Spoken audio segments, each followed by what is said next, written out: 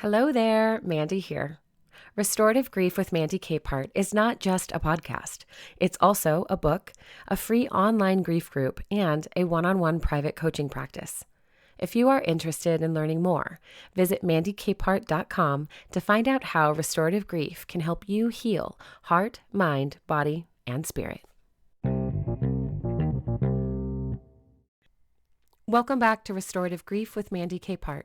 You are listening to episode 220, titled Crossing the Threshold, Restoring Ourselves at Year's End.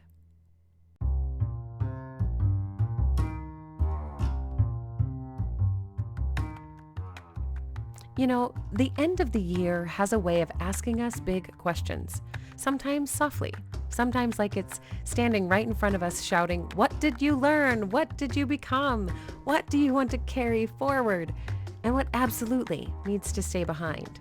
So this week, we're talking about tenderness and what we could really use in our lives to find some space for the new calendar year, to breathe and just live.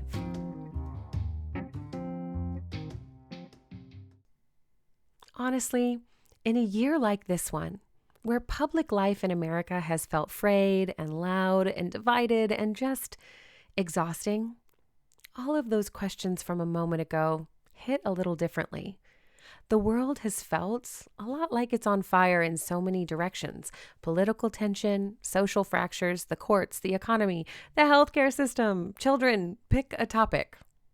Even if your personal life was steady, our collective nervous system has been running hot for a long time, maybe much longer than we're ready to admit.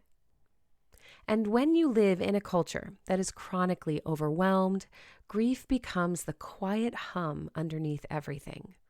Grief for what we've lost, what might be lost, for the people we love who see the world differently than we do, and grief for the parts of ourselves that feel tired or jaded or unsure. And so as the year wraps up, it's tempting to imagine January 1st as this magical reset button, like we can step onto a blank page and pretend the heaviness won't follow us. But restorative grief teaches us we can't pretend. It invites us to do something far more honest and way more sustainable. Don't erase the year, integrate it. And remember, integration is messy. It says bring the whole picture, not just the highlight reel, but the losses that you're still confused by, the choices that didn't go the way you'd hoped, the global tension that seeped into your bones, the ways the world shaped you or stretched you or drained you. Integration asks us to look at the truth of the year and say, yep, that happened, and I'm allowed to let it matter. Because grief is not chronological. It does not care what month it is. Some of this year's wounds are still open. Some questions don't have answers yet. Some fears are still sitting heavy in the body, and that is okay. Restorative grief as a practice reminds us that closure is not a finish line we cross. It's a container we build, something we build so our experiences have somewhere to land and be safe, even if they are messy and unresolved. Earlier this year, we talked with Dr. Mary Catherine McDonald, author of The Joy Reset, about how joy isn't the opposite of grief. Joy is a companion to it.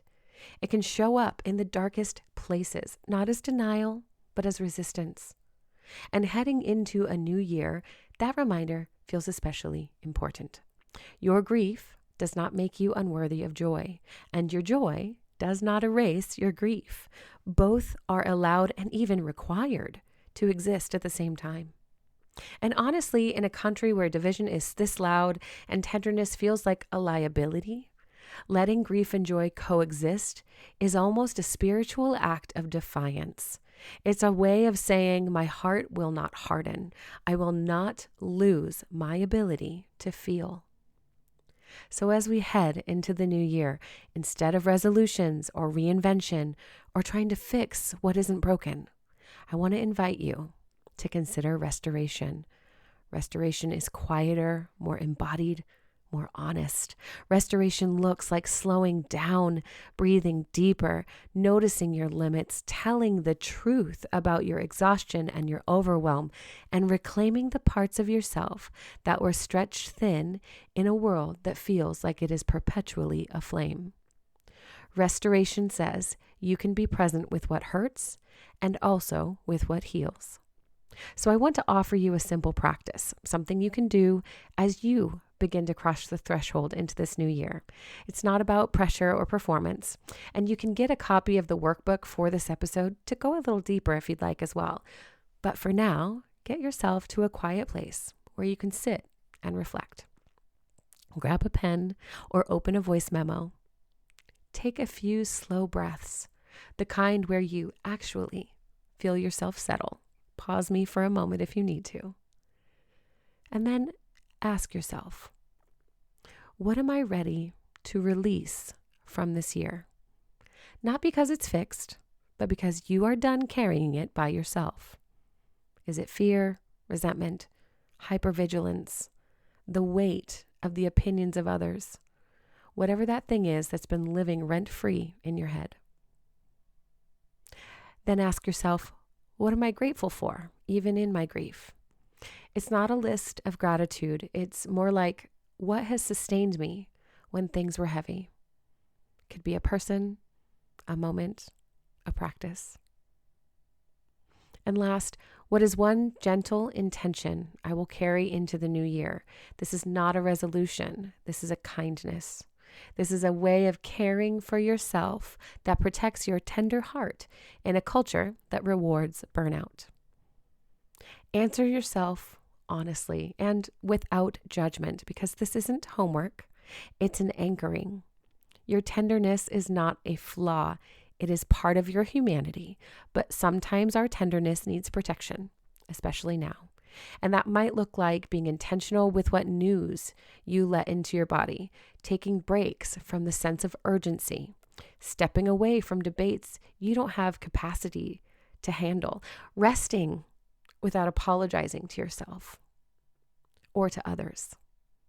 You are allowed to step back from the world for a moment. Your body is allowed to heal before you re-engage. Restoration doesn't require perfection or certainty. It does not require answers. It just invites you gently to return to yourself, to notice your body, to notice the heaviness or the lightness, to honor both the light and the shadow, to let grief and hope coexist. Because when January comes, you don't suddenly become a new person. You carry forward everything you've integrated, the grief you've faced, the healing you've begun, the courage you've built, the tenderness you've protected. Crossing into the new year isn't about escape. It's about emergence. Emergence with more clarity, more compassion, and more trust in your own resilience.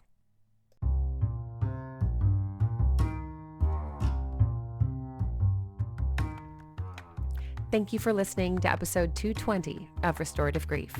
If you are a person who loves resolutions and growth trajectories in the new year, may this conversation be a challenge to you to try working in some tenderness in the new year instead of trying to refine what you don't love about your life. Less forcing ourselves to change and more allowing ourselves to exist as we are. If this conversation resonates, please subscribe to the podcast, leave a review, or consider becoming a patron. Thank you to all my former and current patrons too. Your support keeps this work alive and, of course, gives you access to bonus episodes and reflective workbooks to help guide your personal practice. And as always, before we go, one more thing. Please remember, the only solution for grief is to do the work of grieving. Thank you for listening. I'll see you next week.